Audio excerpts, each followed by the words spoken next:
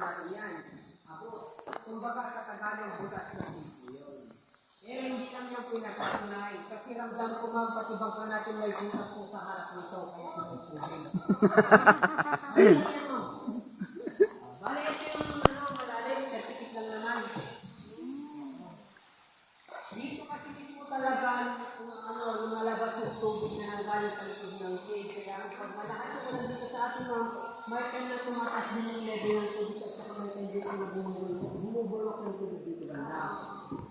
Ito na dyan dito pa yung mga natin na nasa na paligid. Nasa mga batas ko sila.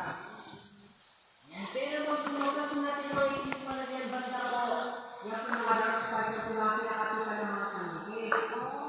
Ibuto na yung mga paligid ng madaming kapitan, wala na itong barangay na ako dito banda. Barangay ta.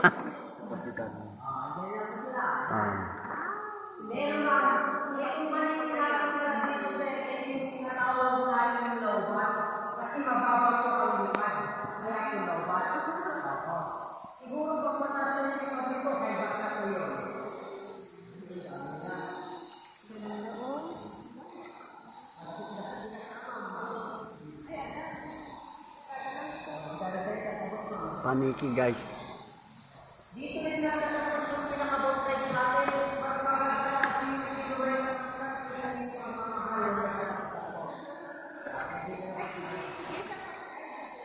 Ah, dito si Andan.